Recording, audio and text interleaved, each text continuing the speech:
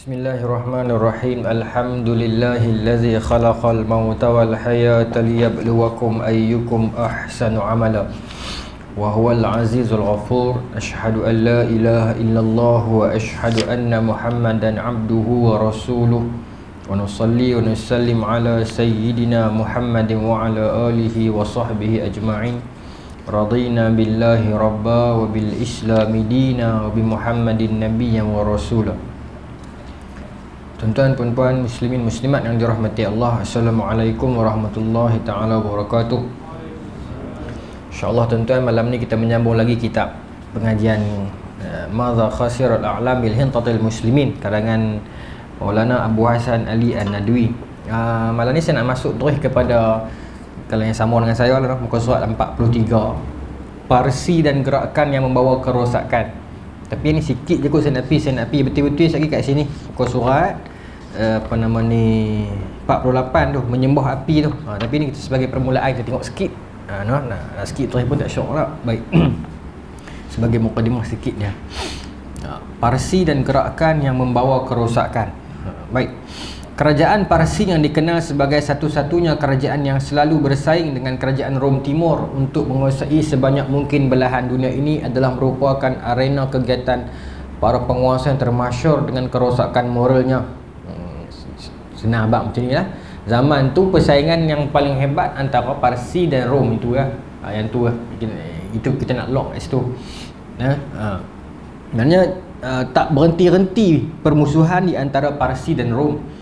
Profesor Arthur Christian, seorang dosen pensyarah bahasa ketimuran di Universiti Copenhagen yang mempunyai kepakaran tentang sejarah Parsi, pernah mengatakan ahli-ahli sejarah Parsi yang hidup di masa keluarga Sassanid seperti Jahtias dan lainnya semuanya membenarkan adanya perkahwinan dengan orang-orang yang dilarang untuk dikahwini. Maknanya zaman itu sistem moral di Parsi lingkup. Meskipun empayarnya begitu besar, Sassanid antara empayar dalam tamadun Parsi.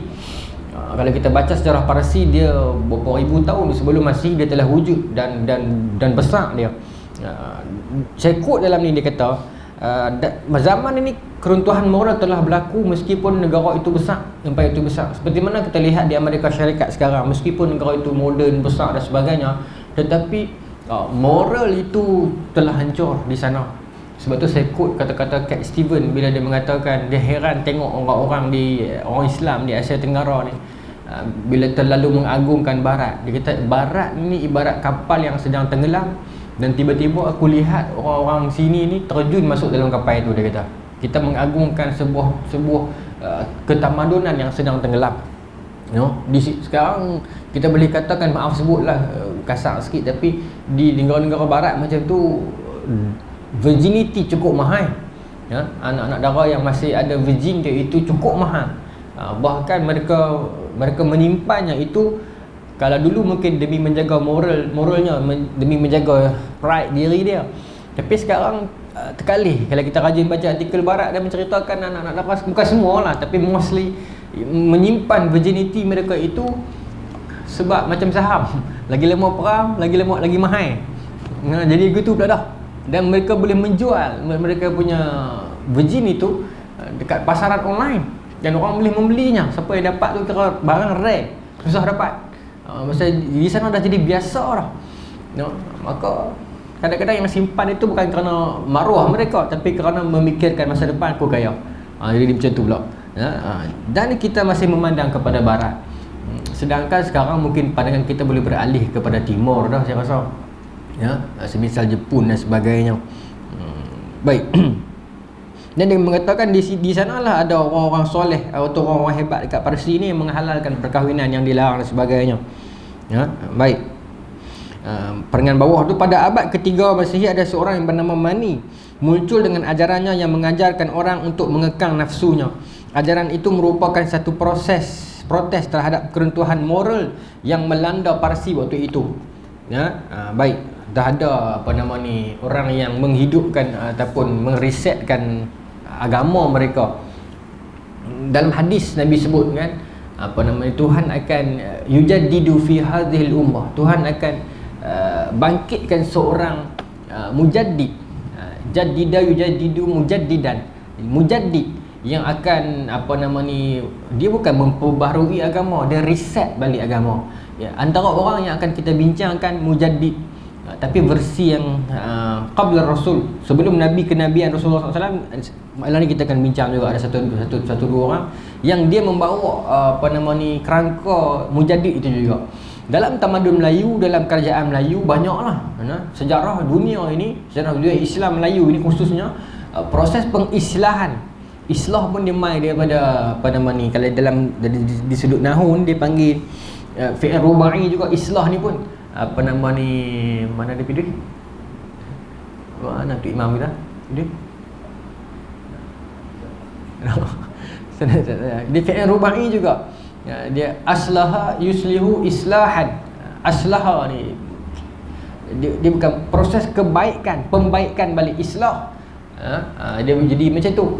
Tokoh-tokoh islah di tanah Melayu begitu ramai, yang dengan mereka itu memperbaharui semula agama. Kita dapat melihat pada tahun 60-an, zaman era itu, mungkin ada sebahagian di antara kita yang telah kurang sensitivity terhadap agama. Sebab zaman tu nak bincang hudud tak ada terus kan. Tudung-tudung korang masa tu. Zaman tu zaman orang kata apa, menari cucuk langit, menari tapak tumit, apa banyak? Twist kan. Menari zaman tu. Tapi tahun 70-an berlaku islah, kebangkitan golongan Melayu masa tu, tak silap saya, penubuhan ABIM, JIM dan sebagainya mula nampak.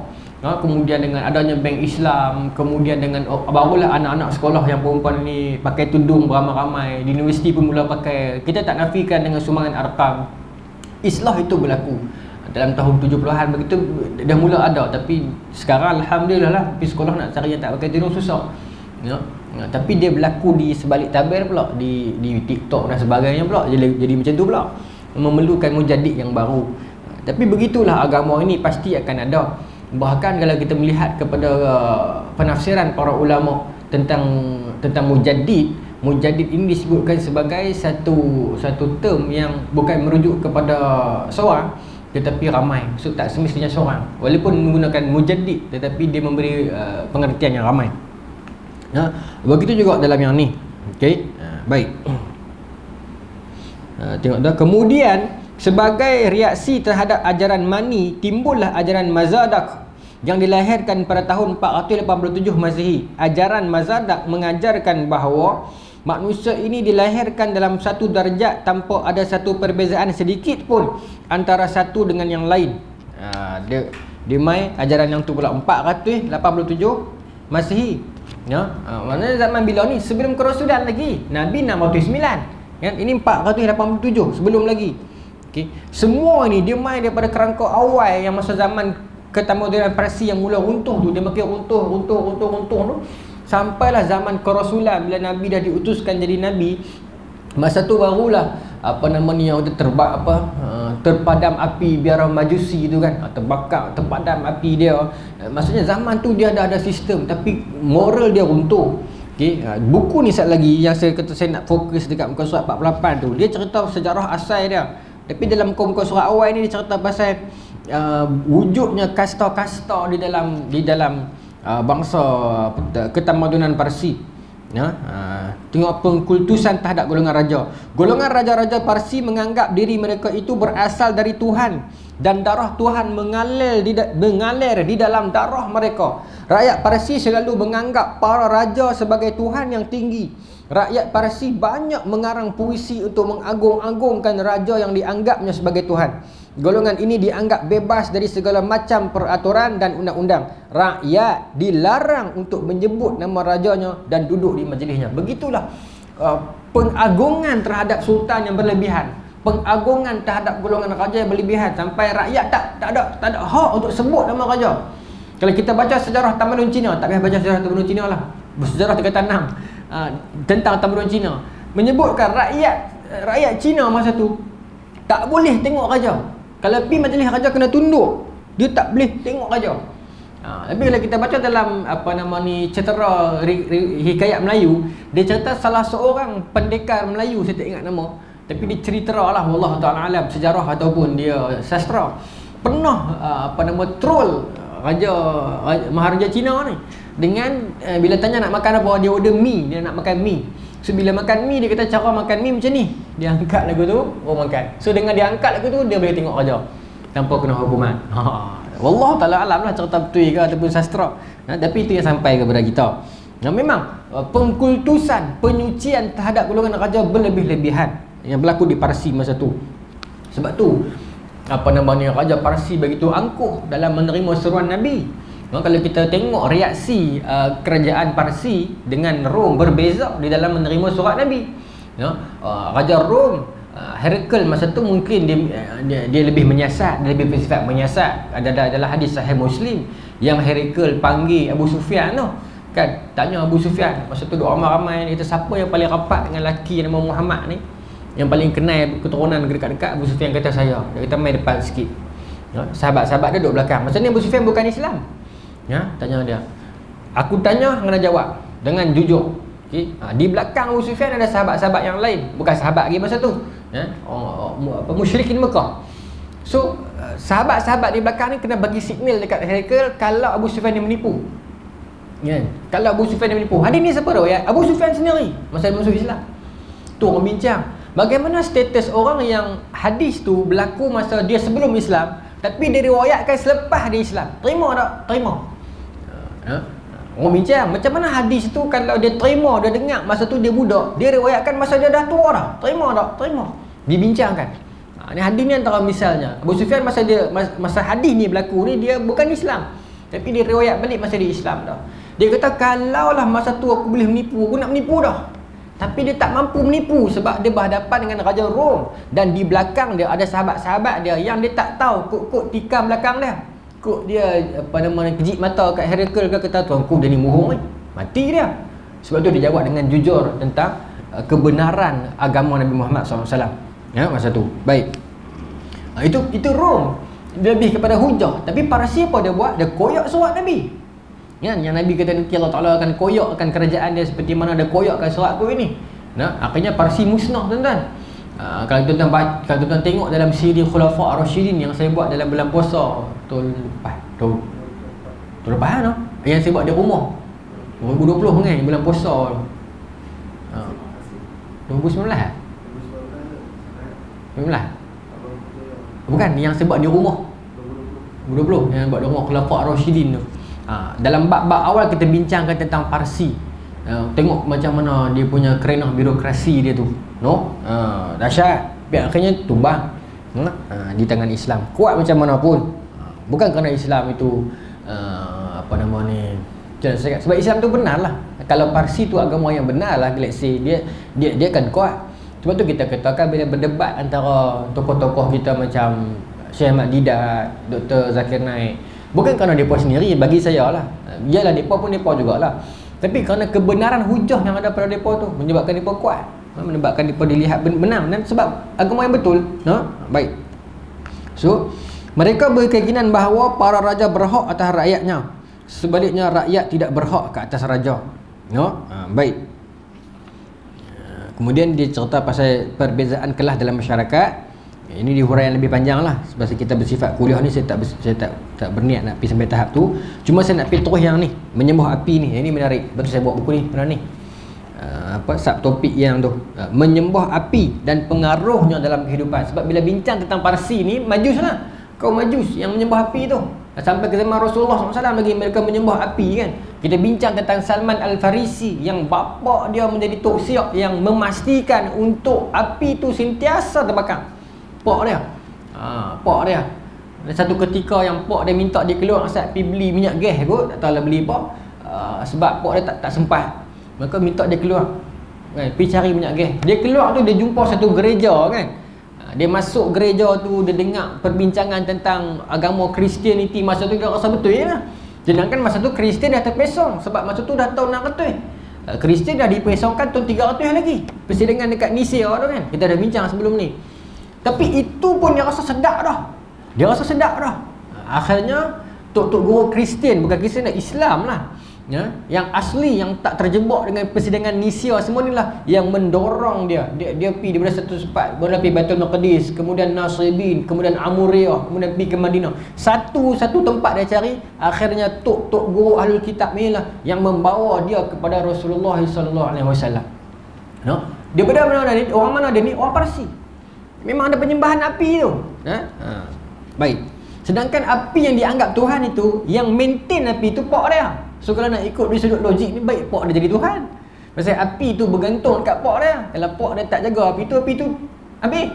Tapi begitulah manusia bila dia tenggelam dengan kebutaan, maka tak ada sinar, tak ada apa yang boleh selamatkan dia melainkan akidah yang benar. Baik.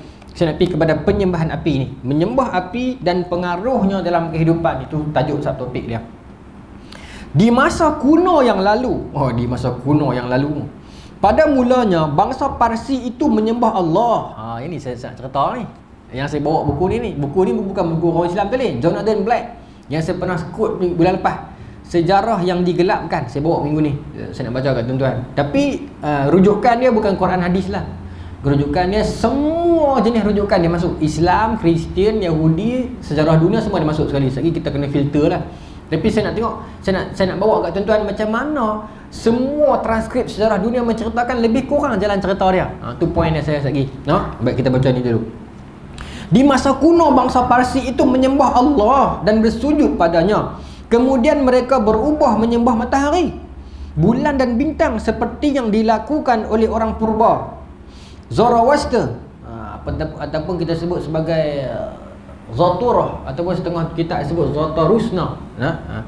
Zoroaster datang mengajarkan agama tauhid dan mengajak mereka meninggalkan dari menyembah patung. Itu yang saya kata tadi tu. Kita nak sembang malam ni pasal mujaddid sebelum zaman Nabi, mujaddid awal, apa nama ni, mutaqaddimin. Baik. Maka Zoroaster datang untuk, dia contoh dia macam ni. Mula-mula bangsa ni sembah Allah. Lepas tu dia meleret pergi bintang, bulan, matahari, laut, pokok, mata api, semua ni. Mai Zaturah untuk tarik balik, sembah Allah balik. Zaturah, Zoroaster. Okey, baik. Mengajarkan agama tauhid dan mengajak mereka meninggalkan dari menyembah patung. Ia mengajarkan bahawa cahaya Tuhan itu memancar pada setiap benda yang bercahaya. Kerana itu ia menyuruh pengikutnya untuk menghadap ke arah matahari ataupun api di waktu sembahyang. Ni yang saya nak cerita selama ni tu. Api tu asalnya kiblat ke Majus, tapi lama kelamaan dia jadi Tuhan. Kaabah tu mujuklah Allah Ta'ala pelihara agama ni dengan kewafatan Rasul. Tetapi para ulama, al-ulama warasatul anbiya, masih lagi mewarisi tugas-tugas Nabi. Alhamdulillah terpelihara. Kalau tidak tuan-tuan, lama dah orang sembah Kaabah tu. Tapi mujuklah agama ni Tuhan jaga. Tapi saya rasa kalau lagi 10,000 tahun tak kiamat lagi, insya-Allah orang sembah Kaabah tu. Makin lama makin lahnyut orang kan. Sini saya rasa semua ramai dah bisa pergi umrah dah. Kita menyaksikan dengan mata kita sendiri kan, bagaimana ada orang yang begitu obses dengan Kaabah tu. Ragah, peluk, cium teriak, tenyeh pipi-pipi tu. Sungguh-sungguh macam minta kat dia. Sedangkan ia cuma tanda tempat berkumpul dan menghadapnya kita ini. Sekarang Alhamdulillah lah, tapi segelintir kalau kita tanya apa, dia tak sembah Kaabah tu. Cuma kita takut tengok cara dia minta tu. Cara dia bercakap dengan suruh bercakap dengan Kaabah tu, kita risau. Yang saya cerita dah kan, saya pergi umrah dulu, yang kawan tu dia mufaraqah keluar semayang tengah tahiyat, dia mufaraqah keluar, dia lompat pergi dekat batu Hajarul Aswad nak cium. Polis Masjidil Haram cepung dia, marah kan. Ingat tu pun dia nak bom ke apa kan. Rupanya dia kata dia nak pergi cium batu ya. Orang Sri Lanka lagu tu pun. Saya dengar dia baru sembang orang putih. Saya pergi dengar. Dia kena tahan kot sat, lepas tu dia keluar ambil sat ya, pasal salah faham. Tapi saya seronok, bukan seronok, saya sedih. Saya sedih kan? Sedih juga. Bila dia kata, bila polis-polis Masjidil Haram tu kata kat dia kan, macam mana hang boleh tinggal semayang sampai lompat pergi cium? Dia kata apa hang ni, semayang boleh ganti balik sekali, dia kata. Saya dengar dia kata tu, semayang boleh ganti balik sekali, semayang lain, bukan ambil batu ni. Batu ni ingat senang nak cium kau, orang punya ramai, dia kata, kami kecil-kecil. Maknanya orang meninggalkan semayang, meninggalkan satu majlis dengan Tuhannya untuk pergi hadap batu. Bukan nak salah batu tu, tidak. Nak cium-cium lah kan. Sayyidina Umar kata, kalau bukan kerana Nabi cium, aku tak cium lah. Tetapi dia berpusu-pusu ke arah itu, sampai meninggalkan solatnya. Tengah duk semayang, dia mufaraqah, tinggal imam tanpa sebab, untuk pergi kat batu tu. Yang tu yang kita takut tu, dia jadi salah faham macam tu. Di peringkat tinggi tu di peringkat akidah. Tapi di peringkat akhlak, di peringkat ibadah pun kita boleh aplikasikan sifar itu. Misalnya kita berebut-rebut nak duduk soh depan, bagus, tapi kita pergi parking kereta, duduk tengah jalan, habis jalan orang tak boleh lalu, pun masalah juga tu. Itu di sudut fiqh, di sudut ibadat, ya? Kacau juga macam tu kan. Kita bagus dah niat tu, tapi jadi macam tu. Maaf sebut ini mungkin tak over sesuai, tapi sesuai kot. Tapi sesuai ke saya cerita? Saya muda lagi, tak boleh kot. Sesuai hati ya. Tak apalah, kalau tak sesuai abang je buang lah. Buang lah kalau tak sesuai. Dan saya nak abang kata, sebagai wanita, isteri, kita rebut nak baca Quran. Suami kita katalah duk minta. Mana lebih besar masa tu? Maaf saya tak sesuai sebut, saya muda lagi. Tapi sebut bila kan? Yang lebih awal masa tu dia kena lompat ni kat laki dia. Meskipun baca Quran itu bagus. Itu yang orang salah faham sudut prioriti dia tu. Kan? Meskipun baca Quran itu baik, tapi keutamaan masa tu. Sebab tu kita membaca kisah Juraish kan, tentang dia tak munyut apa nama ni panggilan mak dia kan. Kisah tu disebutkan dalam hadis. Bagaimana dia tak munyut panggilan mak dia, akhirnya dia difitnah. Okey, ulama bincang panggilan yang macam mana? Sampai 3 hari mak dia tak munyut. Kan? Dia dengar, dia kata, ya Allah, mak aku panggil aku, tapi aku sedang semayang, dia tak munyut, mak dia balik. Hari kedua mak dia pergi pula, panggil, dia tak munyut juga. Ulama kata yang solat yang sedang dia buat itu adalah solat sunat. Kalau solat sunat ni munyut lah, munyut. Tapi kalau solat fardu tak boleh munyut lah walaupun mak kita. Tapi macam mana kalau dia duk harap, kalau penting kita buat isyarat. Seperti kita mengkuatkan kita punya takbir intiqalat kita, Allahu Akbar, semua kita faham kan? Sami Allah liman hamidah, mak kita faham. Itu bahal laki macam kuat sikit, semua kita faham. Kalau mak tak jenis tak faham, Allah panggil yang takbir dah keluar lah, susah juga gitu kan. Tapi insyaAllah faham kot. Atau mencepatkan semayang. Ni kalau mak duk panggil, kita duk Al-Baqarah lagi, kacau juga lah kan. Fardu tak boleh, sunat ulama kita boleh. Ini berpandukan kisah yang tu. Tapi kalau rasa macam nak habis dah tu, cepat ya. Berapa ramai orang dia sanggup berhenti lagu tu kan. Baik. Susah ustaz kata main sunat lah. Nah, bagilah sanggup tu kan. Sebab tak main sunat, takut mak panggil lah. Baik. Kita sambung lah. Jadi kita mujaddid ni. Mujaddid kita bincang malam ni. Sebab tu saya skip awal tadi pasal kita nak pergi sampai ke Buddha. Buddha pun saya nak cerita juga segini alang-alang. Sebab kita tak masuk Arab lagi ni daripada awal mula-mula buka kitab ni. Kan? Kita nak pergi cepat-cepat nak masuk Islam dah ni. Saya nak habis Parsi, Buddha, Hindu apa semua ni. So mujaddid mutaqaddimin yang awal lah. Okey. Bukan mutaqaddimin lah. Mutaqaddim atas mutaqaddimin. Maksudnya awal sebelum Nabi lagi. Dah ada Zoroaster ni mai bagi tahu kat umat dia. Okey. Menurut anggapannya cahaya itu adalah lambang Tuhan. Ia melarang untuk mengotorkan 4 macam. Ini antara syariat agama Islam Zaturah zaman tu. Syariat ni pun adalah apa? Melarang mengotorkan 4 macam. Jangan kotorkan 4 jenis. Apa? Api, udara, tanah dan air. Macam 4 unsur Melayu tu noh. Kan? Api, udara, tanah, air kan? Sepeninggalan Zoroaster, pendeta-pendetanya mengadakan berbagai macam peraturan yang melarang orang untuk menggunakan api. Cerita dia macam tu lah. Bila dah Rasul tu dah berlalu, hak main lepas-lepas tu yang kacau tu. Yang duk menambah macam-macam. Kita dah bincang pasal Kristian, Paul dan sebagainya itu. Dia pun tu lah duk menambah. Ni pun sama lah. Okey, baik. Kerana itu pekerjaan mereka sehari-hari hanya bercocok tanam dan berdagang sahaja. Cara pengagungan ini berubah sedikit demi sedikit.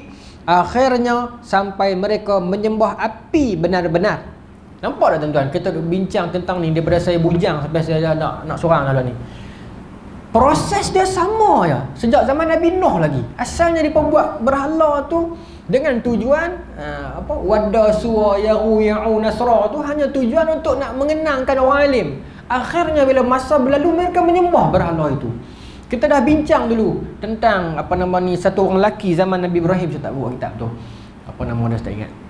Sebutkan dalam hadis bagaimana dia yang bawa balik patung pertama bawa balik di Mekah. Pasal patung tu dia ambil dekat Damsyik, dekat Syria, tempat para rasul. Bila dia tengok orang di Syria pakai menyembah patung, maka dia sangka ni lah yang betul. Dia tanya dekat orang Damsyik ini, orang Syam ni, kenapa hangpa sembah benda ni? Masa tu di Mekah clear, ajaran tauhid cantik. Orang Syam kata patung ni sebagai manifestasi sahaja kita nak minta doa kat Tuhan bagi hujan, minta kat patung ni nanti turun hujan dekat kita. Kami minta dah. Dapat. Nak minta rezeki, minta, memang dapat. Nak minta tolong, minta, memang dapat. Memang Tuhan akan uji macam tu, tuan-tuan. Dan tapi di market mana-mana, contohlah orang jual tangkal. Seniman Bujang Lepuk kan, batu tu, Samsudin kan. Minta batu ni, minta apa pun dapat. Dapat, tuan-tuan. Kadang-kadang dapat. Tuhan nak tengok kita punya iman ni. Sekali kita minta dapat, pegang terus kat batu tu. Tu takut akhirnya kawan ni, Allah, nama dia tak mai. Pasal dalam hadis Nabi kata, Nabi tengok dia dalam mimpi, dia berjalan sambil perut dia terborai. Dia heret, terborai, heret usus dekat dalam neraka. Allahu Akbar, nama dia tak mai ni. Amru pun tak sampai. Tak pernah reka. Ada dalam kitab tak bawa. Amru, alah, tak apalah. Tapi tuan-tuan tengoklah dalam ceramah saya yang lain. Nabi tengok dia dalam mimpi. So dia orang yang bawa balik patung tu pergi Mekah, dia kata, ni orang-orang dekat Syam pakat sembah yang ni, pakat dia minta kat kawan ni, kat berhala ni. Berhala pertama yang dibawa balik ke Mekah nama dia Hubal. Maka orang Mekah kata, betul ke benda ni? Jawapan dia ni Piramli rakam dalam gambar Nasib Doremi. Saya reka ni, tapi saya rasa aku tu lah. Sebab apa? Bila orang Mekah tanya dia, betul ke benda ni? Dia kata, aku ambil ni dekat Syria, dekat Syam, tempat orang soleh, tempat para nabi, tempat pak lebay. Takkan tu lebay nak menipu. Ni saya tambah lah. Tapi poin dia tu, dia kata, aku ambil ilmu ni daripada tempat orang soleh. Jadi orang Mekah dengar, oh, ambil daripada Syam. Orang-orang Syam pakat buat macam tu. Ya. Masa tu di Mekah, mereka sangat menghormati Syam sebab negeri para nabi.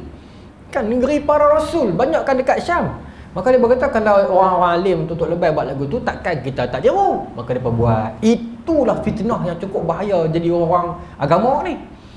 Okey.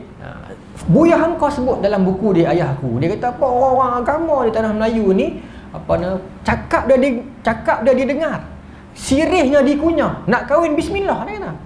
Maknanya cakap dia orang dengar, sirih dia orang boleh ambil makan pula. Dia nak kahwin, beritahu ya, pakat offer habis diri anak-anak, tak ada masalah kan. Dia sebut, Buya Hamka sebut tahun 50-an. Bukan 50-an. Dia 50-an, tapi dia cerita tu zaman ayah dia. So maksudnya teman 30-an, 20-an. Zaman sekarang saya tak tahu jadi guru mana. Okey. Tapi saya rasa, saya minta maaf sebut, saya risau. Tak apalah, pemikiran sikit. Sekarang ni, simptom dia, masyarakat dia jadi macam satu kelompok, dia mengkultuskan golongan agama ni terlampau, sehingga memustahilkan golongan ini buat salah. Apa jadi pun fitnah. Baik. Satu kelompok lagi, dia terlalu membenci golongan agama ni. Tak boleh ada isu sikit. Kadang-kadang tak ada isu pun, trigger isu sikit, dia mula tiba. Tu aku duk melawat orang agama ni, tu aku duk benci dengan ustaz ni, tu orang pak lebay ni aku melawat. Dia betul pula dah. Tuan-tuan perasan tak? Sekarang ni berlaku macam tu. Dia jadi, kita cuba nak bentuk komuniti tengah, yang kalau boleh isu-isu aib, isu-isu peribadi ni kita tak mau sentuh lah dengan Tuhan. Tapi isu-isu yang bersifat kemasyarakatan ni, kalau boleh kita tak mau ada golongan yang terlalu sampai tahap mengkultuskan sangat, dan golongan yang sangat jauh dengan golongan agama. Sebab akhirnya dia pun ni akan cari orang agama juga, semayang dan sebagainya. Dan orang agama ni pula akhirnya kalau kereta dia rosak, dia takkan cari ustaz, dia akan cari mekanik. Kalau dia sakit, dia takkan cari ustaz, dia akan cari doktor. Sebenarnya kita memerlukan satu sama lain. Tapi suasana sekarang merisaukan kita. Kita harap benda ni tak tahan lama lah. Tak lama lah. Sebab kita nak kehidupan yang harmoni. Jadi memerlukan kita untuk orang kata apa, empathy, faham satu sama lain. Kesusahan orang lain kita faham. Bila kita tak faham tu menyebabkan jadi macam mana sekarang. Tapi saya tak teruk mana lagi lah. Tapi kita kena bendung jugalah. No? Baik. 8:20. Saya teruskan lagi, nak pergi Buddha pula saat lagi ni. Okey. So akhirnya menyembah api. Okey. Baik. Disebabkan kerana persembahan api itu tidak pernah disyariatkan oleh suatu agama pun, dan tidak pernah seorang rasul pun yang diutus untuk mengajarkan agama seperti itu, maka agama ini pun juga tidak dapat dijadikan sebagai sumber hidup mereka, dan seorang yang bersalah tidak ada hukumannya. Maka agama Majusi itu tidak lebih dari hanya merupakan ritual yang dilakukan di saat tertentu dan di tempat tertentu pula. Okey. Baik, itulah yang berlaku. Okay, saya nak buka yang ni lah. Yang ni pula kita berhenti ni Ustaz. Yang ni pula dia cerita pasal sejarah Zoroaster di sudut dunia. Di sudut dunia lah, bukan sudut Quran hadis. Saya nak tengok bagaimana ada sedikit persamaan dia itu. Dia bukan semua betul lah, tapi ada benda yang menarik bila saya baca-baca. Saya nak share dalam buku Bestseller International, Sejarah Dunia yang Disembunyikan, Jonathan Black. Okay, saya ulang sekali lagi nah. Saya punya disclaimer ni bukan buku agama, ni buku sejarah.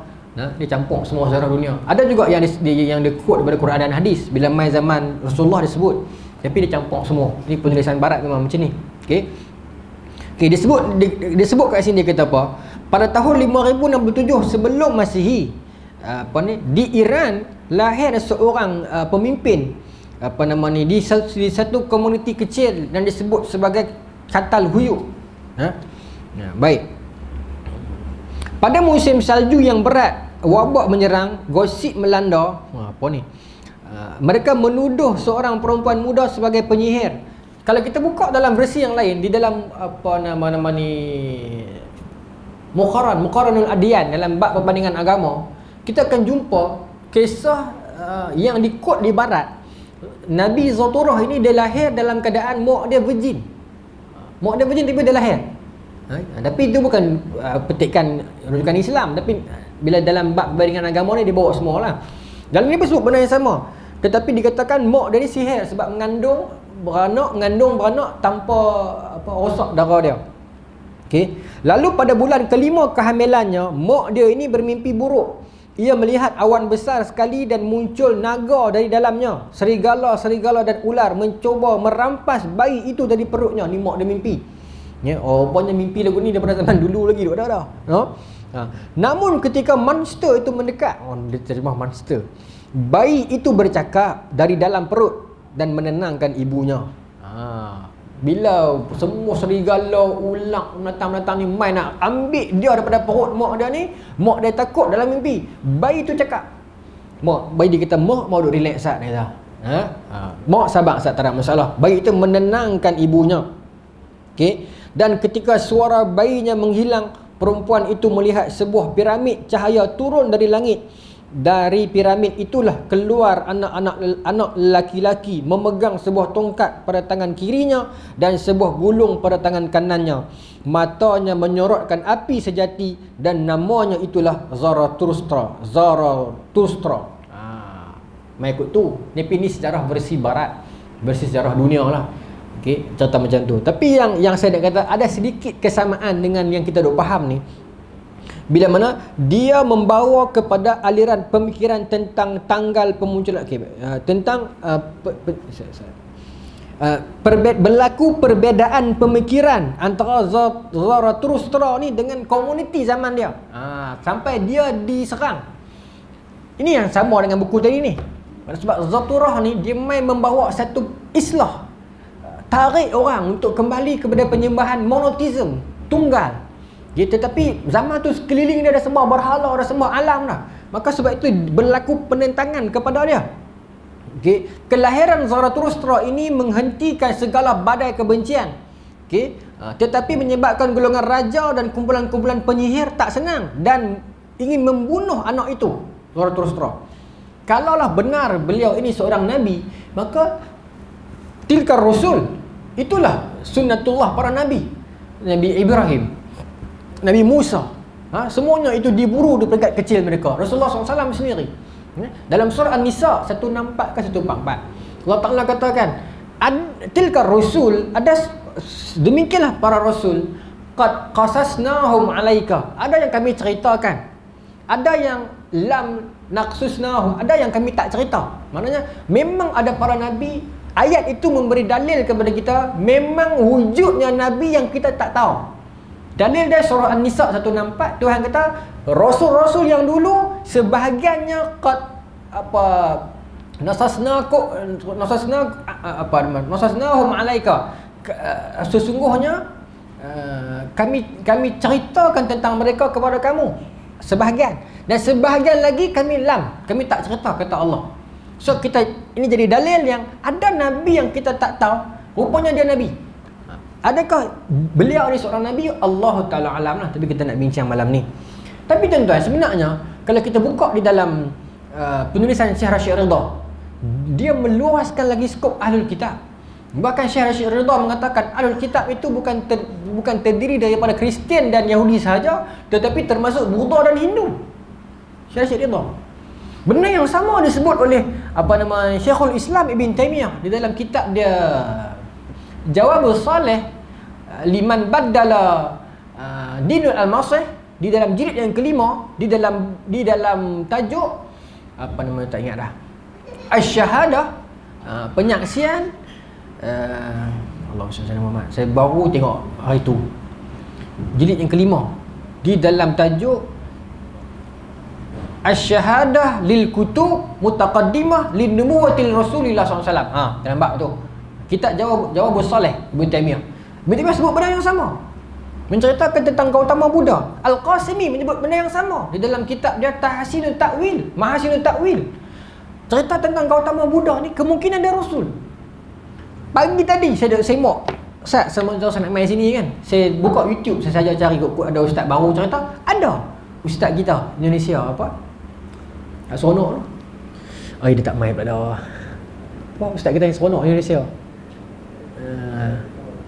hak lawak apa? Ustaz Somad. Tak keluar nama Ustaz Somad, tak maaf. Ustaz Somad kata, dia kata saya duduk dalam kelas dengan Syekh Ali Jumaah, telinga saya sendiri, dia kata, tuan-tuan tengok di YouTube, dia kata telinga saya sendiri dengar ada student tanya Syekh Ali Jumaah, adakah Nabi tu Timur Tengah saja? Syekh Ali Jumaah tegak kawan tu, jangan sebut Timur Tengah, sebab Timur Tengah tu adalah pembahagian oleh orang barat, sebut benda lain. Tapi Syekh Ali Jumaah kata, saya kuat. Ustaz Abdul Samad cerita, rujukan YouTube, tapi bukan juga YouTube, Ustaz Abdul Samad lah, dia cerita zaman dia mengaji dulu di Azhar. Syekh Ali Jumaah kata, kebarangkalian besar, bukan, wajib, memang Nabi itu bukan Timur Tengah saja. Sebab likulli qaumin had, setiap kaum itu ada hak dia, ada yang datang peringatan, taklif dia. So mesti ada pemberi peringatan dia. Cuma macam surah An-Nisa tadi kata, sebahagiannya kita tahu, sebahagiannya kita tak tahu. Okey, jadi kebarangkalian itu ada.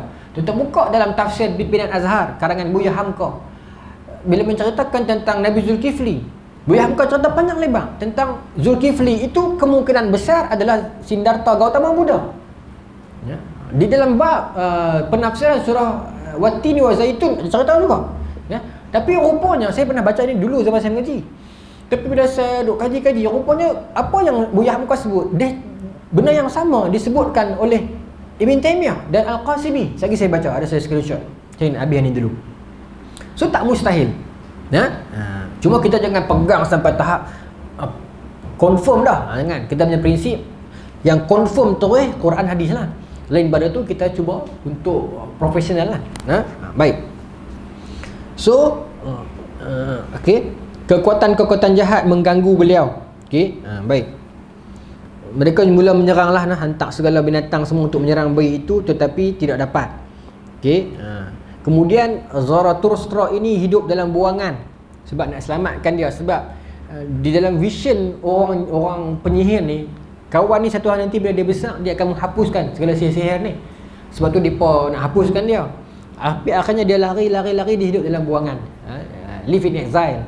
Same case macam Genghis Khan, yang pak dia mati dibunuh, akhirnya dia hidup dalam buangan. Bila dia besar baru dia menyatukan balik sahabat-sahabat dia, merintah dunia. Okay? Benda yang sama. Orang hebat ni memang diuji peringkat awal. Kalau kita muda-muda ni diuji oleh Allah Ta'ala, percayalah satu hari nanti Tuhan nak jadikan kita orang yang hebat. Baik. Setelah bertahun-tahun di dalam pengasingan, Zarathustra muda merasa harus kembali ke Iran. Ya, kenapa disebut Iran ni? Pasal ni buku moden Parsi terjemah Iran. Di perbatasan itu ia memperoleh visi. Okay, seekor makhluk sebesar raksasa bersinar mendekatinya dan mengatakan sebagai berikut. Tu saya kata dia campur aduk nah. Ya. Suruh Zarathustra ini naik.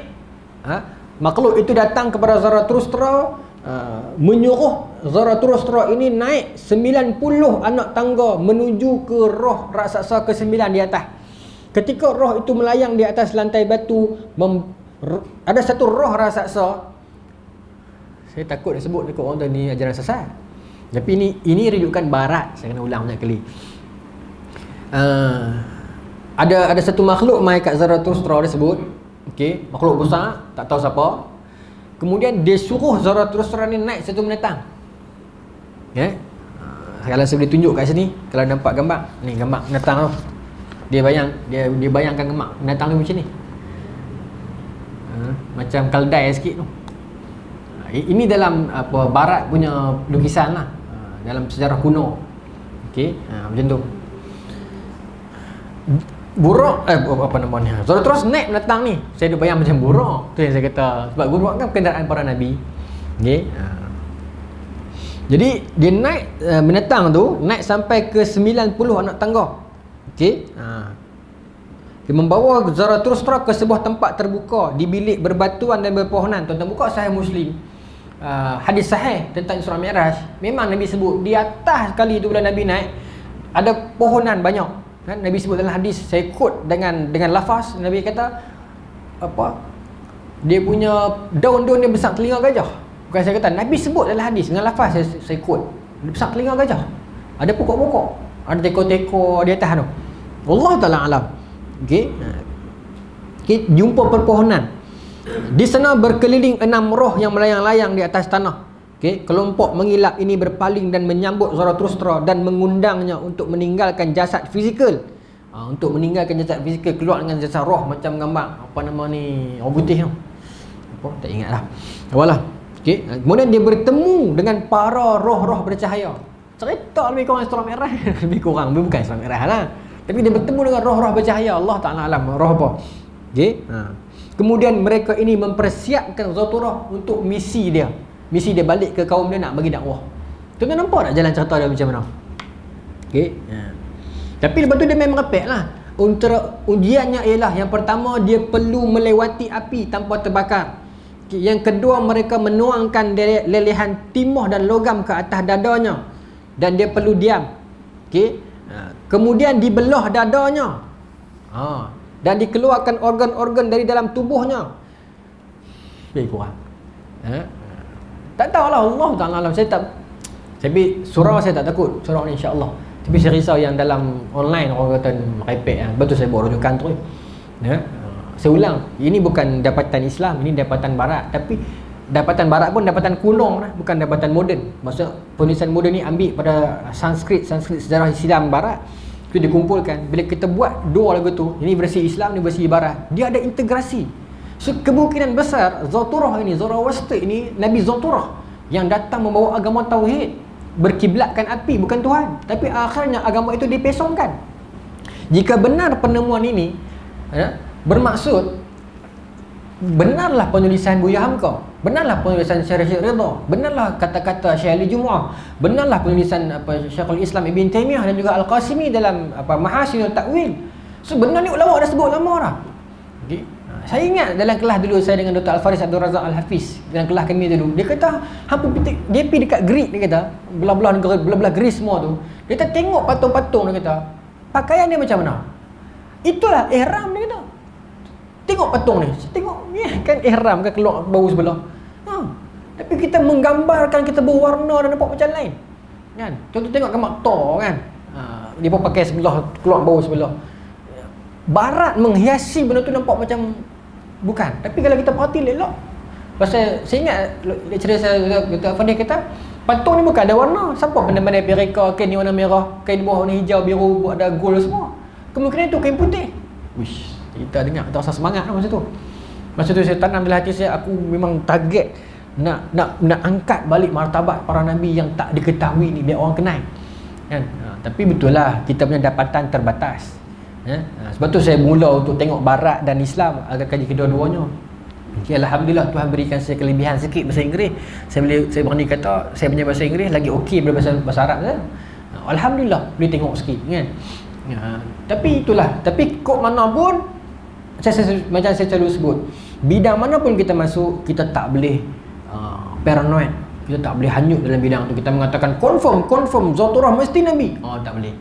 Selagi mana tak dikonfirmkan oleh Quran dan hadis. Tapi yang mengkonfirmkan surah An-Nisa 164 kata, 164 kan, saya takut saya salah ayat Quran kali buat main tu. 164. Betul. An-Nisa 164. Qad qasasnahum 'alaika min qablur rusula lam naqsushum 'alaika. Ada yang kami cerita, ada yang kami tak cerita. An-Nisa 164. Alhamdulillah. Takut silap sebut tadi. Okey. So itu cerita dia. Boleh kan? Boleh kan? Betul kan? Saya sambung lah. Maka dibelah dadanya, cerita lebih kurang. Baik. Tapi lepas tu dia memang pek lah. Zaturah berbicara dengan raja lah apa semua ni. Okay, tapi yang cerita yang lebih kurang tu tentang dia dibawa ke atas, dia cuci dadanya itu, dia bertemu dengan roh-roh yang bercahaya. Okay, dan akhirnya dia pulang untuk menyampaikan misi dia yang kita baca dalam kitab kita tadi ni, iaitu mengajak kepada penyembahan tauhid. Itu cerita dia. Itu yang berlaku di dalam agama Zaturah lah. Tapi akhirnya kita kenali sebagai agama Majusi, sebab kaum yang terakhir yang menyembah api itu kaum Majus. Sebab tu kita jolokkan sebagai Majusi. Jadi asalnya penjolokan agama itu adalah berdasarkan nama nabinya peringkat awal. Saya baca buku Syekh Naqib Al-Atas, profesor kan, dia kata di barat orang tak panggil Islam. Saya tak tahulah, saya tak duduk barat. Sahabat-sahabat yang biasa duduk barat lama, sebahagian orang tak panggil Muslim ataupun Muslim atau Islam, sekarang panggil lah. Tapi dia kata zaman dia dulu orang tak panggil Muslim, orang panggil Muhammadan. Pengikut itu yang panggil Muhammadan. Sebab memang zaman itu depa pengkelasan ataupun penjolokan umat itu kepada agama itu based on nama nabi dia. Kita buka dalam kajian-kajian barat disebut Ibrahimite faith, kepercayaan Ibrahimite.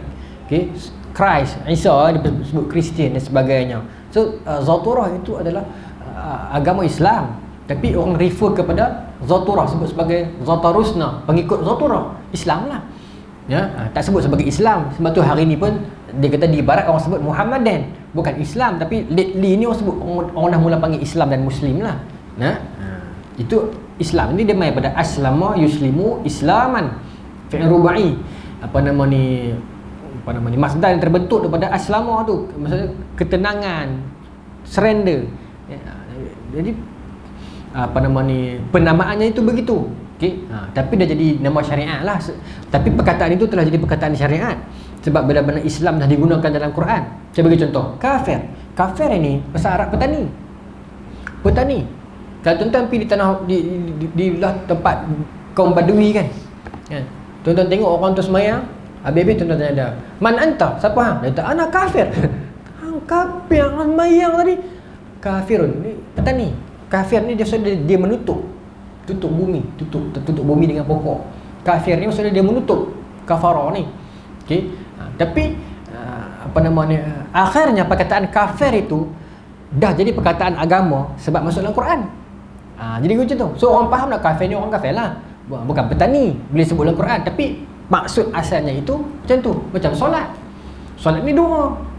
Tapi kita, di sudut bahasanya, tapi bila dah masuk dalam Quran orang faham dah, oh solat ini adalah perbuatan yang dimulakan dengan takbiratul ihram, diakhiri dengan salam. Sebab tu bila kita buka buku agama mana pun, ustaz mana main mengajar pun, bila main bab definisi, dia akan kata apa? Definisi lughatan wa istilahan, kan? Maksud lughah dan maksud istilah. Penting kedua-duanya itu. Macam akidah lah. Akidah ni bahasa dia maksudnya ikat. Aqada yaqidu aqdan. Apa nama ni, ikatannya. Tapi bila dah masuk dalam hadis, maka perkataan akidah itu dah jadi perkataan agama, perkataan syar'i. Sama macam kafir tadi tu, perkataan yang bersifat syar'i. Okay. Orang dah tak rujuk kafir sebagai petani dah, meskipun di setengah tempat orang pakai lagi. Okay. Seronok tuan-tuan, kita kaji perkembangan bahasa ni pun menarik juga. Antara tokoh yang paling hebat yang saya sangat hormati kebijaksanaan beliau di sudut agama masih hidup, Bapa Ismail Sepanjang. Oh, hebat tuan-tuan. Bila dia bahas apa-apa, dia balik pada bahasa. Oh, kemah. No, kemah. Baik, saya boleh ada masalah lagi ke? Sikit lagi, no? Boleh nah? Baik. Maka itu yang berlaku di Parsi. Okey, saya nak pergi terus yang bawah tu. Cina, agama dan peraturan-peraturan yang ada. Di abad itu, di Cina, terdapat 3 agama yang berkembang. Agama Laosa, Confucius dan Buddha. Agama Laosa telah berubah menjadi agama berhala dalam waktu yang pendek. Agama tersebut lebih banyak bersandarkan pada pendapat-pendapat sahaja dari pengalaman. Pengikutnya lebih mengutamakan makan hidup sederhana dan zuhud. Ini dia duk cerita di zaman bila ni? 400 Masih lebih. Zaman tu di China. Ya, ada 3, Confucius, Laosa dengan Buddha. Okey, baik. Laosa dia kata ni hidup sederhana, zuhud dan tidak kahwin. Bahkan tidak senang melihat orang perempuan. Agama tersebut tidak mempunyai ajaran yang dapat dijadikan pedoman untuk mengatur hidup ataupun bernegara. Sampai pengikut-pengikutnya datang setelahnya, banyak yang tidak menganut agama ni. Sebab agama tu hanya suruh untuk bersederhana je. Kerja pun tak payah. Pagi-pagi keluar bawa mangkuk. Nikah pun tak boleh. Akhirnya orang bila damai dia tak mau ikut dah. Agama tu. Sebab tu bila agama tu direka-reka, maaf sebut tak apalah. Bila agama itu direka-reka, akhirnya bila datang generasi kemudian, dia merasakan tak perlu, it is not necessarily, tak rasa tak penting, dia tak buat, dia akan tinggalkan ataupun dia akan ubah lagi. Saya bagi contoh, dalam agama Buddha ke? Orang Cina ni, Malaysia. Dia mereka benda yang baru macam nak mati kena ada kereta, kena ada duit, kena ada apa. Dulu kereta betul kan? Bakar kereta betul untuk tok nenek moyang depa naik kereta tu pergi di alam barzah depa. Bakar duit betul agar dengan duit itu depa boleh guna duit itu berbelanja di sana. Benda yang betul. Saya ingat saya belajar sejarah ketanam dulu. Benda yang betul dia bakar. Tapi akhirnya bila anak cucu tak ada duit, oh larat nak bakar kereta sebiji. Dulu 9 tahun tu. Akhirnya dia buat kereta mainan. Ada kedai ni kira menghina tak kot no. Saya menghormati sahabat-sahabat saya yang bangsa lain agama, tapi ini sejarah yang dibincangkan secara fakta, no. Akhirnya dia buat kedai alat-alat kematian kan. Kita jangan nak pergi beli pula. Tapi tengok, dah gantung kereta motor beli kat anak. Mana guna untuk tu? Guna untuk bakar nak mati tu. Ada jual kereta, ada jual motor, ada duit juta ria tu. Bakar same things. Dia bakar dengan kepercayaan akhirnya dia tok nenek moyang dia akan gunakan duit ini di sana. Kan? Tapi bagaimana mereka mengubahnya daripada benda yang betul jadi barang mainan sebab tak ada duit. Sebab tu bila agama ni direka, akhirnya rekaan juga yang akan menghancurkan dia. Sebab tu kita nak jaga ketulinan agama ni. Tuan-tuan, tak tahulah kalau dah bangkit satu orang mujaddid dalam agama Buddha sekarang, dia akan teori, dia kata macam mana kita gamuk bagi nenek moyang kita naik kereta mainan di kubur. Di alam barzah. Kalau kita faham, kita bakar kereta betul, esok dia akan naik kereta yang sama. Tak apalah. Kita tak merendahkan depa. Mungkin depa belum dapat hidayah. Kita doakan kita tuan-tuan, bila kita ada kawan kita hak Cina, hak India, hak baik-baik, kita rasa sayang, kita rasa sayang. Mainlah agama kami mainlah agama kami. Tapi kita pun dengarlah depa sembang, dengar cerita agama depa dulu. Tapi kita kena kuat lah. Kita duk minat pula ni kan. Kita ni kalau boleh, ya Allah, naklah semua orang hak baik-baik ni masuk syurga. Tengok Astro History, tengok Astro Discovery Channel. Tajuk dia macam prototype di Cisco Velocity macam tu. Invent the World. Itu Astro History tu, Inventing the World. Dia cerita pasal NGO ataupun orang-orang individu yang baik-baik, orang putih, bukan Islam lah ni, yang depa sanggup luangkan masa dan tenaga depa buat macam-macam cara untuk bantu orang Afrika, untuk bantu orang pelarian. Depa reka mesin solar bentuk macam kubah macam tu, ambil banyak kotak-kotak ni buah dalam tu dengan powered by solar lah. Tapi mesin tu dia filter, dia tapi keluar air jernih. Usaha sungguh-sungguh sampai dapat untuk nak bagi orang-orang Afrika minum. Saya kata, ini orang baik, ya Allah, sayang dia pun tak dapat hidayah. Kita doakan mudah-mudahan dia dapat hidayah. Kalau boleh kita nak orang yang baik-baik dia dapat yang tu kan. Kadang-kadang kita rasa sedih orang Islam sendiri yang jahat kan. Tapi hidayah milik Allah. Dia tak petikai Tuhan lah. Tapi rahsia ketuhanan ini hanya Allah yang tahu. Kita tak tahu. Kita mati-mati esok jumpa dalam syurga. Macam mana hang masuk syurga? Hang bukan tak mengucap? Tak tahu hang kan. Kuku dia kata aku nak mengucap apa, hang tak pernah main kat aku. Sebab tu dalam setengah para ulama kata, Ini saya dengar dengan telinga saya sendiri di UAE tu, lecturer saya sebut. Dia kata, ada sahabat tanya, dia kata macam mana kalau apa nama ni, orang tu dia mati dia baik, macam mana kan? Jawapan lecturer saya tu kata macam tu lah. Dia kata kalau dia tu baik, dia duduk dalam komuniti orang awam, dia duduk dengar syariat, dia duduk dengar dakwah ke, orang mai kat dia dakwah, tapi dia tak mau dengar juga, Tuhan akan balas dekat dia di dunia. Ini lecturer saya sebut. Dia Iraq punya orang Iraq ke India, Iraq. Kami kan masa di UAE wajib ambil subjek-subjek agama meskipun bukan kos agama. So kami terlibatlah dengan lecturer IRK tu, kuliah wahyu tu. Dia sebut jawapan tu, saya ingat sampai sekarang. Dia kata Tuhan kalau dia duduk dalam komuniti orang awam yang dia terbuka dakwah untuk dia, dan orang Islam pun mai dakwah, dia tak mau terima tapi dia baik, Tuhan akan mudahkan kehidupan dia di dunia. Dia akan jadi kaya, bisnes dia laku. Selalunya macam tu lah, Tuhan akan balas siap-siap di dunia. Tapi kalau dia duduk dalam komuniti yang duduk dalam hutan Arizona, mana hala Amazon, mana hala ni, tak pernah dengar syariat apa langsung, tapi dia baik, kemungkinan dia masuk syurga. Sebab dinilai berdasarkan dia punya orang kata apa ni, common sense ataupun fitrah. Kullu maulud yuladu ala fitrah. Fitrah dia, itu fitrah apa? Fitrah membenci keburukan, membenci kejahatan. Benci kejahatan ni bukan orang Islam saja, orang bukan Islam pun benci kejahatan. Ada cerita orang tembak kucing sampai mati, orang bunuh kucing mati, bukan orang Islam saja marah, orang bukan Islam pun marah. Dinilai berdasarkan yang tu, dia tak dinilaikan berdasarkan syariat dia. Allah Ta'ala alam, saya tak tahu, saya quote saja jawapan dia. Saya rasa saya tak sempat pergi Cina, Buddha, sebab kalau saya pergi lagi dia boleh pergi 9.5. Dia tergantung pula, tak seronok pula.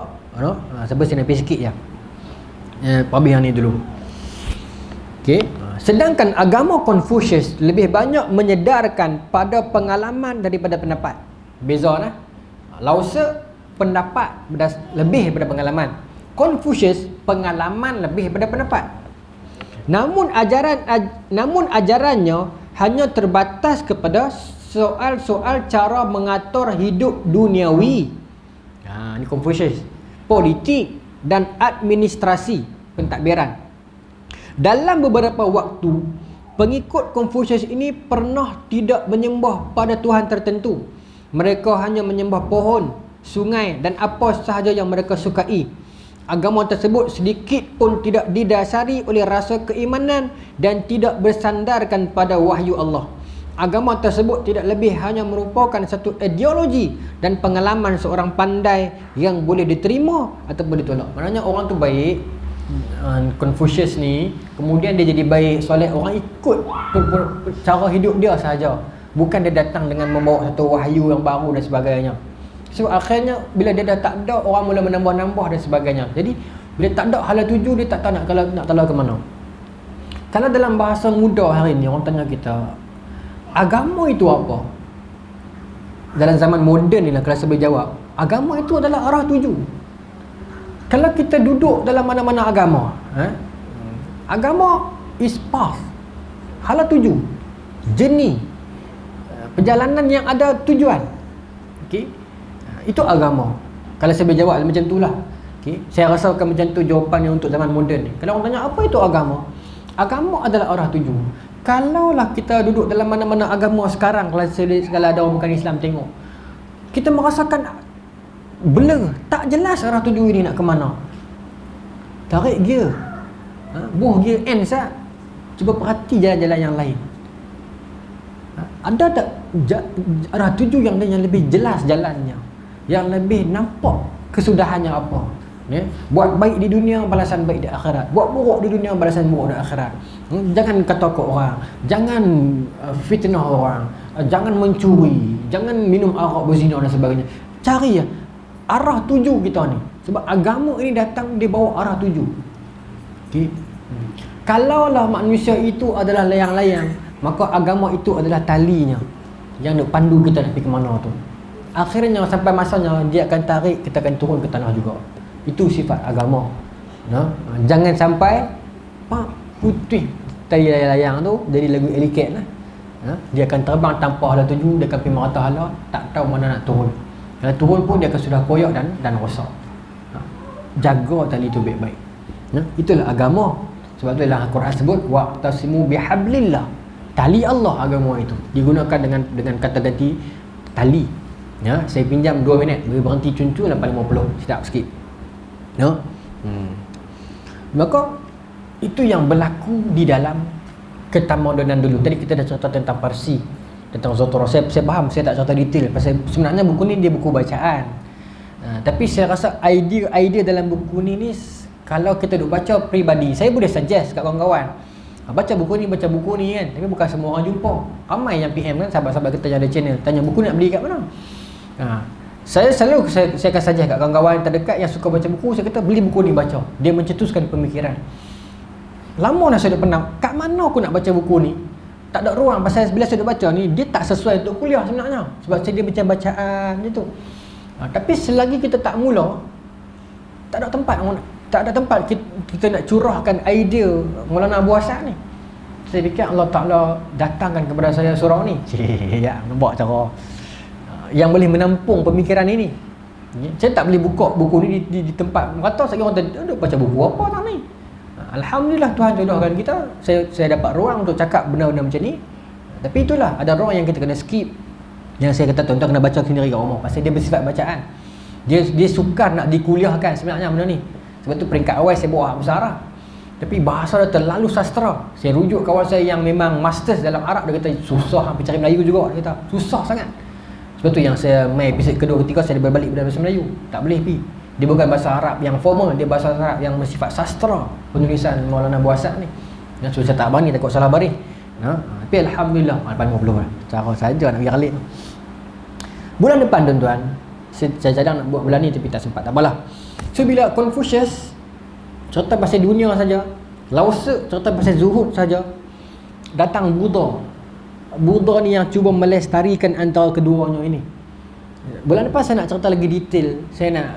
Saya nak bawa penulisan Al-Qasimi di dalam Mahasinul Ta'wil dengan saya kata tadi Ibn Taymiyah dalam kitab dia tu kan. Jawabus Soleh liman baddal dinul al-masih tu. Saya cuba nak print out lah. Saya cuba screenshotkan PDF yang saya baca tu. Saya nak quotekan bacaan tu kat sini. Bagaimana kenyataan ulama-ulama dahulu berkenaan dengan Gautama Buddha ini. Kalau ulama moden kita dapat jumpa dalam penulisan Dr. Daniel Zainal Abidin, disebut antara pengkaji moden dan beberapa pengkaji Indonesia. Indonesia ni tentu saya tutup inilah. Indonesia ni, kalaulah ada orang Indonesia dalam ni, dia hebat lah Indonesia ni. Saya berani kata dia pun ni hebat. Kalaulah rasuah tidak ada, dia boleh memperbetulkan satu dua kekurangan mereka itu, dia boleh duduk sama tinggi dengan China. Indonesia ni. Tuan-tuan setuju atau tidak dengan saya? Tapi tuan-tuan kaji, Indonesia ada potensi yang sangat besar untuk menjadi kuasa ekonomi dunia, saya boleh katakan. Sebab kejumlahan rakyat dia yang sangat ramai. Dan ketegaan, kalau saya boleh guna perkataan tu, rakyat dia untuk melakukan pelbagai kerja-kerja berat. Dan kemampuan para ulama dan pemikir mereka. Tapi apakah yang menyebabkan mereka dia takut itu lagi, saya tak tahu. Mungkin saya berani katakan mungkin sebab antaranya rasuah. Dan kadang-kadang satu dua orang dalam kalangan Jepun ni bila bergaduh over tengok bola macam mana kan. Kalau mereka dapat kontrol yang tu, mereka akan jadi China. Tuan-tuan hidup lebih lama pada saya. Tuan-tuan boleh sahkan kenyataan ini. China dulu tak ada apa tu kan. Negara miskin. Law ni nak cari orang miskin di China, tak silap saya less than 1% yang termiskin. Less than 1% saya tengok baru ni yang termiskin lah. Maknanya bagaimana dia mengangkat ekonomi dia tanpa berlaku jurang. Setengah negara ekonomi maju tetapi ada jurang. Tetapi di Mesir, satu wilayah ni orang kaya sangat, sini miskin sangat. Di Filipina ada dokumentari di YouTube yang orang makan lauk sampah kan, ada kan? Apa? TikTok kan, TikTok. Ada nama makanan tu yang lauk sampah tu ada kan? Tengok di sana tempat orang kaya. Makanan yang mereka buang, orang pengutik sampah beli balik satu beg 5 upang. Pork bag nama dia, pork bag. Dia basuh. Dia buat masak cabai, orang miskin pula makan. Bekah orang kaya makan. Ini di Filipina. Satu mangkuk 2 upang. Allahu Akbar. Okay. Tetapi China dah boleh buat. Dia naik seiring. Ada orang susah tapi tak ramai, sangat tak ramai. So Indonesia pun macam tu. Ramai orang kaya, ramai orang miskin. Malaysia ke arah itu. Saya berani katakan Malaysia ke arah itu. Sebab dasar kita banyak yang menyebabkan capital gain. Orang sebut tak apalah BPN. Tapi Malaysia pun ke arah tu. Tapi macam mana model? Kalau sembang dengan orang-orang politik ni, kawan-kawan yang sosialis dia berkata itu dasar sosialis.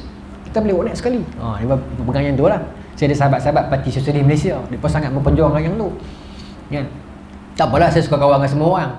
Ya. Tapi tuan percayalah cakap saya, kalau Indonesia 1-2 hari ni, sebab sekarang zaman Jokowi semua ni depa buang orang ni, tukar orang ni, saya rasa satu nanti dia menjadi kuasa dunia. Mungkin kita pula yang pergi kerja dekat negara depa. Mungkin kita pula yang kena serikau kat belakang badan kita. Jangan dia belagak sangat sekarang. Mungkin satu hari nanti kita yang pergi kat batas di tempat depa. Okey. Depa besar. Sebab tu saya pernah ingat, saya masa saya di Mekah, saya duduk satu bilik dengan kawan, ada satu pakcik tu dia pencin askar pakat besar. Orang setiawangsa. Dia kata, apa perasan tak? Lagu mana orang Indonesia kata kat kita pun, kerajaan Malaysia tak pernah balas. Sebab apa? Kita sangat menjaga mereka ni. Sebab apa-apa jadi kat kita, kita sangat harap kat mereka. Kita sangat harap kat mereka sebagai bantuan perang. Kalau Brotherhood Muslim lah kan, jadi apa-apa, mereka kita harap. Kita sangat harap kat mereka. Dan tuan-tuan, baru ni saya tengok dekat TV3 ke TV1 perbincangan yang satu orang peneliti tu kata apa? Bila main PKP ni, orang Indonesia balik, tak boleh masuk. Industri ni jam. Maksudnya tak cukup. Anda bayangkan. Tak cukup kepakaran. So saya rasa mereka ni kalau masa mereka akan sampai. Itu lah. Kita tengok lah. No? Wallahu ta'ala alam. Kita akan sambung bulan depan. Buddha. Sejarahnya, perkembangannya, siapakah dia sebenarnya. Tentang Zotorah tadi, wallahu ta'ala alam, tuan-tuan, kita boleh pilih sama ada kita boleh kata dia Nabi ataupun bukan, tapi jangan pegang sebagai akidah yang hakiki lah. Dengan tuan-tuan saya tak ada masalah, saya dah sebut di video ni. Kita bersifat macam tu. Allah ta'ala alam. Bismillahirrahmanirrahim. Allahumma razuqna fahman nabiyyin wa ifdal mursalin wa ilhamal malaikatil muqarrabin wa hdina fi dayatil arifin bi rahmatika ya arhamar rahimin. Allahumma ij'al jam'ana hadza jam'an marhuma wa tafarraqna min ba'dihi tafarraqan ma'suma wa la taj'al la fila wa la ma'na wa la man yatba'una syaqiyyan al-matuda wa la mahruma. Rabbana atina fid dunya hasanah wa fil akhirati hasanah wa qina adzabannar. Sallallahu alaihi sayyidina Muhammadin wa ala alihi wa sahbihi ajma'in walhamdulillahi rabbil alamin. Assalamualaikum warahmatullahi taala wabarakatuh.